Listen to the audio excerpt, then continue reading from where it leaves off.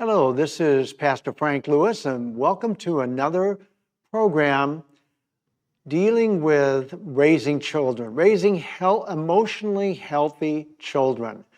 And it's under the title of the book that I am going to be writing from these videos, and that is called The Parent's Playbook. And it's really important. We started last week talking about bonding and all different aspects of bonding. Today, we're going to talk about what happens when you don't get properly bonded, when your child is not properly bonded to you as a parent or as a mother or a father. It's so vitally important for you to realize the bonding step of development is critical for you to know about and to understand how valuable it is, because it is the foundation of a child's emotional makeup and their mental makeup and how their brain functions and every other thing. Bonding, as you recall, is the term that behavioral scientists use, psychologists use for how parents build trust with their baby, with their newborn baby, all the way up until the age of 2. And that is how they do that, is they meet their physical needs in a timely manner. When your baby cries, as you remember from last week, when your baby cries, it is imperative that you get and meet that baby's needs as fast as possible with a smile on your face, glad to be with your baby, and your baby will build trust. If that's not done, if something gets in the way of that, and you can be sure that Satan does not want you to bond with your newborn. Satan does not want you to bond at all, because if you don't bond, there's very serious emotional results that take place. Bonding is trust. And if you can have your child, if your child will trust you, their lives are going to be so much better. If they can't trust you, they're going to have less than the lives that God planned for them and that God desires for them. Because remember, your baby was fearfully and wonderfully made, attached in the womb by God, and they have certain gifts and things they're supposed to do. But if they don't get the right foundation, if they don't get bonded, if they can't trust you as mom first and dad second, then everything is going to be more difficult, and that's exactly what the devil wants. That's what he sets up. So you've got to know that bonding is very, very, very important. If there is not proper bonding, and that's what we're talking about today, not proper bonding, then there's going to be significant problems for the child. You can imagine that if the parent cannot be trusted, the child cannot trust the parent, then the child is going to be totally on their own. And if they can't trust that parent to meet their needs, they're going to feel neglected, they're going to feel abandoned, they're going to feel like they're on their own. And I have groups of people that I do. I do 5 groups a week. And one of the things that I constantly hear is I had to do it on my own. I couldn't trust my parents. Well, that's exactly what Satan wants. He wants you not to be able to trust your baby, not to be able to trust you. So what we have to do is realize that it's critically important to get this bonding thing right. And if you don't get it right, it's not the end of the world, but you're going to have to do things in order to be able to get back the bonding that didn't get done. I deal with that in the groups that I do. I call them the reparenting groups. But the key to this is you must bond with your child. You must have your child trust you by meeting their physical needs. Meeting their physical needs. It's a precursor. It's it has to be done before you can meet their emotional needs. You have to be able to meet their emotional needs, but first of all, you must meet their physical needs to start to build trust, that you really are there for that baby, that small child, the infant, if you will, that you're there for them. Because if they cry too long, as I probably said last week, they're going to feel like they can't trust you. And if they can't trust you or their father, what's going to happen is they're going to trust themselves, and that's exactly what Satan wants, because out of that comes insecurity and all kinds of problems. But before we get into that, let me tell you that this whole book that I'm writing for parents, the Parents Playbook, is based on this book, which I wrote, which is called The Key. Why is it the key? Because inside of this book is the key to understanding unresolved emotional pain and how to resolve it. It is the key for people knowing how to be able to realize what happened to them. Why am I in the position I am in? And then with this book, which you can get on Amazon, you can also come to the website I have for Relationships Revealed. That's the overreaching over the banner under which all these books are being written. You go to there, and if you want help, you can press the Want Help button, or if you want to know more, press the Want to Know More. And what will happen is I will get back in touch with you. So that's relationshipsrevealed.org, and it's the website. You can scroll down and the book is at the bottom. You can buy it right off of Amazon. The second thing, or the third thing actually, is my YouTube channel. My YouTube channel, I have on it 21 videos for marriage, and now I'm developing the videos for parents. And you'll be able to go to that, and you'll be able to check out those videos. They're incredibly valuable. Those videos will become the book for marriage, and those videos will become the book for parents. But back to where we are going, because if a child does not get properly bonded, then things are going to happen that you don't want happening. Because here's the problem. They already happened to you. The problem we have is that parents with unresolved emotional pain. Do you remember? Well, if this is the first time you've heard this, then you may not remember. But every problem in marriage comes from unresolved emotional pain. Every problem in raising children comes from unresolved emotional pain. If you don't get your pain resolved, then you will pass that on to your child. And the way you will pass that on is you will not be able to meet their needs in a timely manner, but you will not be able to be there for them when they have emotional upset. And that's a very, very, very big thing. Because where does a child, a baby, an infant, a toddler, where do they go to express their emotions if they can't trust you? They have no place to go. The emotions then stay trapped in their body, and they go they have unresolved emotional pain. Even at the baby level, infant level, toddler level, and small child. And you're going to find out as we get into this today that what happens to your child, to your baby, infant, toddler, and small child is exactly what you are living out today. And it's amazing to realize that unresolved emotional pain that you carry today is now going to be brought into the life of your innocent child. And that's not God's best. That's not what the plan's supposed to be. So you have a responsibility as a mother and a father to deal with your emotional pain before you have a child. It's vitally important, because if you don't, here's what's going to happen. You're not going to be able to tune into your child's emotions. You're not going to be able to be there for them when they need you. You're going to have a very strong tendency to not be there when your child is melting down.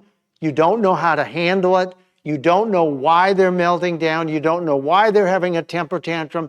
You just start, you're embarrassed. They're at the store, you're embarrassed, and you try to get out of the store and you yell at your child. How can you do this to me? Well, it's not about doing anything to you. It's about the fact that they don't trust you. When a child doesn't trust their parents, they have now, when emotional upset comes, they have no place to put it. They have no place to talk about it. They have no place to be able to deposit those emotions. Those emotions then stay trapped in the body and they bring more and more pain. And the more pain a child feels, the less they're going to be able to trust you. And when they can't trust you, what they're going to do is they're going to do whatever they have to do to survive. And what that may mean is they start looking at, okay, what do I need to survive? Well, I need a candy bar at the store to survive.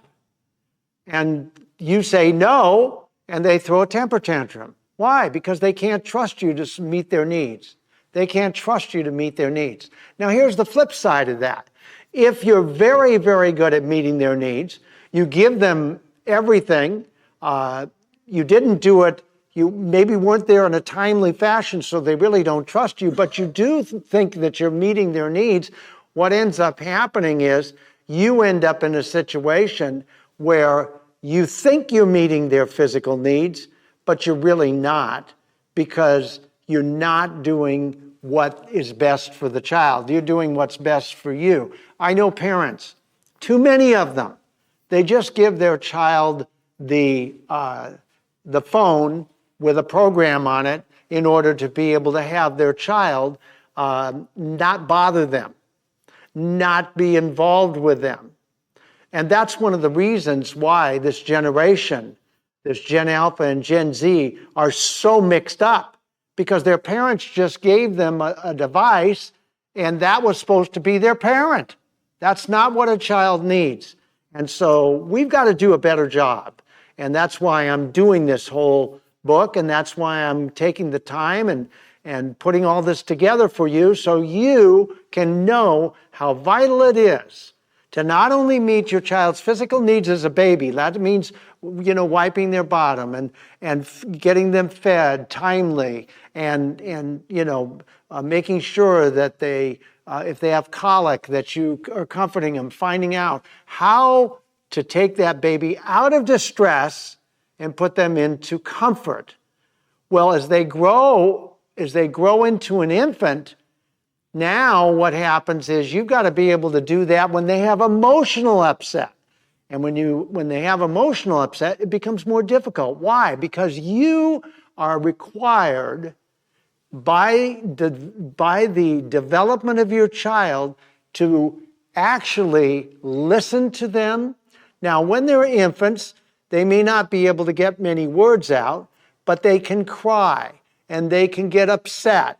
And what you can do is then you hold them, you comfort them. You don't yell at them. You don't abandon them. You don't, if they embarrass you, be embarrassed. It's okay. You'll get through it. The reality to it is that makes it about you. It's not about them. You've been given by God a responsibility to raise your child so your child trusts you, so they can eventually trust God. Because if they can't trust you, they won't be able to trust God. They'll trust themselves. And when a child gets into by the age of 2, they have to become a person. They have to become a person. They have to develop into a person. Well, how are they going to do that? They're going to do that by watching you and how you operate. And if you have unresolved emotional pain and you trigger, they're not going to feel safe. They're not going to feel safe at all. And that's the problem. And if they don't feel safe, then they're going to you're going to actually see them melt down, have temper tantrums, just be moody. They'll be shut down, or they'll be, what they call hyperactive. Hyperactivity really, I believe, is not what it appears to be. I believe that hyperactivity comes from trauma, comes from unresolved emotional pain that the child's feeling. They can't concentrate. They can't focus. Why? Because they're constantly trying to figure out how are they going to survive with mom and dad they can't trust. And so they can't think sequentially. They can't get tasks done in a proper way. And they grow up that way. And then they end up taking the different ADHD drugs, if you will, and the problem just continues. What's the problem? They're in great emotional pain. And so you have the opportunity to change how your child actually emotionally ends up by your willingness to learn how to be able to listen to them, to be able to hear them. See, I believe the Lord has shown me that all people, all human beings need to be listened to. They need to, which causes value. They need to be heard and they need to be loved. Well, if you're not doing that for your child, then your child is getting shortchanged. You're shortchanging your child. Now, the question is, how can you do that if you've never been listened to and heard and loved as a baby, infant, toddler, and small child? If that never happened for you, how are you going to do it for your child? And you see, the whole thing just keeps going, and Satan gets done what he wants to get done, which is to have your child grow up to be a person that is not the person that God created them to be. Why? Well, because they grow up in fear. If a child can't trust mom or dad, if your child can't trust you, they're going to grow up in fear. They're going to believe that you don't care for them. They're going to believe that they're not valuable, important, and worthy. And you know what? They're going to believe, they may believe like me, they were defective, that they were defective. I was raised by a narcissistic, rageaholic doctor. And my dad was absolutely abusive, and I couldn't trust him. And my mom wouldn't stand up to him, so I couldn't trust her either. So I ended up totally shut down. They took me to the psychiatrist and tried to fix me, if you will, but I wasn't fixable, because what happened is that I lived in a constant state of fear. I lived in a place where I was so insecure. It was always shifting. Dad would get mad here and mad there. Every dinner was even when I was a little kid, was Dad blowing up at my sister or myself or my mother. And it was just horrible. It was like being raised on a battlefield. And it caused me serious problems. I mean, very, very serious problems. So I don't want that to happen to your child. I really don't want that to happen. But I will tell you this, here's what's going to happen. If you don't give them attention and you don't love them and really try to listen to them. Now, if they're negative, it's okay. If they're afraid, it's okay. If they're happy, you might think that's better. It's fine, but if they're negative, hear what they have to say and then repeat back what they have to say. They'll know they're heard then. And then you can comfort them and love them in their fear. And then you'll bring them out of their fear. See, as a parent, you've got to be able to be there for your young child unconditionally. You've got to love them unconditionally. And that doesn't mean that if they perform, you love them more. No, God doesn't do that, and you can't do that. Well, you can, but the problem is if you do, then you're going to have a performer for a child, and that child's never going to be happy unless they're performing. They're not going to be feeling any kind of value unless they're performing. You don't want that. And so what you've got to do is you got to take that baby infant, and when they have a temper tantrum, just hug them. Just love them. You don't even have to say words, just comfort them. When we have a temper tantrum, what does God do? He comforts us. He helps us. So you got to do the same thing for your infant, for your baby, for your infant, for your toddler. It's vitally important. If you don't, here's what can happen. I have a friend, a person I know, that did not. He worked all the time. This person was a workaholic, worked all the time. Wasn't his fault. He was raised by a father that worked all the time, and you know how this goes. So his model was to work all the time. Never be home, just work all the time, because that's what his father did.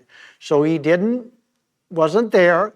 Mother was trying to do the best she could, but she had unresolved emotional pain. Make a long story short, he didn't give attention to his children, to his two sons, one of which was more challenged than the other one. So what did it happen? Well, that son started acting out. As that boy grew up and got into adolescence, started vandalizing, started doing things to get father's attention. Well, father didn't still give him attention, so he started stealing, and then he went to juvenile hall, and then now he's got his father's attention, right? Well, what happens is he still hasn't got his father's attention like he wants it, so he does more things, and finally he gets into drugs. And then he does marijuana. Eventually, it's methamphetamines and other drugs. And then it's cocaine. And then it's eventually heroin.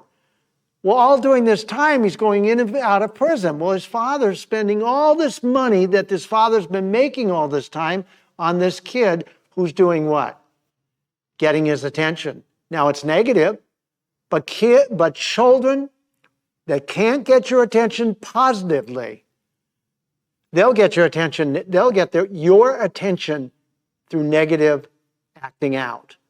And I will tell you, this man has spent thousands and thousands and thousands of dollars trying to help his son. And I'm telling you something, it is a very, very serious problem, and it's been very, very difficult. Well, that can happen to you. That can happen to any parent that is not there for their child to listen, to reflect back. You repeat back what the child just said. That's called mirroring. But if you have unresolved emotional pain, that's going to be very difficult, and your mirror is broken, and so you're reflecting back to your child off of a broken mirror, and that's not going to work well for your child. So your child is going to end up not being able to trust you, and he may have, or she may have, may try to get your attention any way they can. See, I believe that's what's happening to Gen Alpha and Gen Z right now with this whole thing. The devil's put temptation before these kids, and they have no place to process and to talk. They don't trust their parents, and so what do? They're in great pain. They're in great pain, so they think, well, it must be because I'm a boy. Well, I must be a girl. And, they think that if they get a sex change and do this mutilation, that they're going to end up with their pain resolved. It's not going to happen. Unfortunately, they can't know that until it's too late, and you find all these problems. You find out that the real issue with children is they have unresolved emotional pain. And because they have the unresolved emotional pain, they're acting out. They're doing drugs. They're committing suicide. Why? Is this normal? Is this the way it's supposed to be? No. It is not the way it's supposed to be. It is because parents don't know how to raise children. And I don't want what happened to me to happen to any more children. I don't want that to happen. So I'm on a crusade. I want to absolutely educate moms and dads into understanding how to listen, reflect back, tune in emotionally to their children, so their children will know that they're there. What the problem is that the children feel like they don't matter. They're depressed. They have major problems of insecurity, anxiety, suicidal thoughts. Why? Because they feel like they don't matter. Because mom and dad didn't do the bonding that they needed when they were babies and infants and toddlers, and so they continue, and Satan sure reinforces that over and over again, so they're not who God created them to be, and they can't do what God created them to do. So you see why the attack is so great. But you have the opportunity to learn how, and to learn that bonding, learn how to bond, but also learn that bonding is critical. If you don't do it right, it's going to cause your child a life less than what God planned, but a life of hell, to be real honest with you. I have all these groups that I do, and I deal with people, and all of the people in my groups talk about what happened to them when they were children. They didn't get what they needed. So we've got to, the whole reason I'm doing this and writing this book and doing all this is so that you can know what to do, how to do it, when to do it, and you're not going to be lacking information on how to bond with your child. Because if you can't bond with your child, they're going to end up just like you. They're going to end up triggered. They're going to end up with emotional issues and unresolved emotional pain. I don't think you want that. That's not why you had a child. But you have that responsibility to help them to become the people that God created them to be by you bonding, by you doing the work and learning why this bonding is so important. And so it's vitally important that you get this work done and that you know how to do it. And that's what I have in this section here. And we're going to talk about how to resolve that pain in future time. And you're going to have great kids.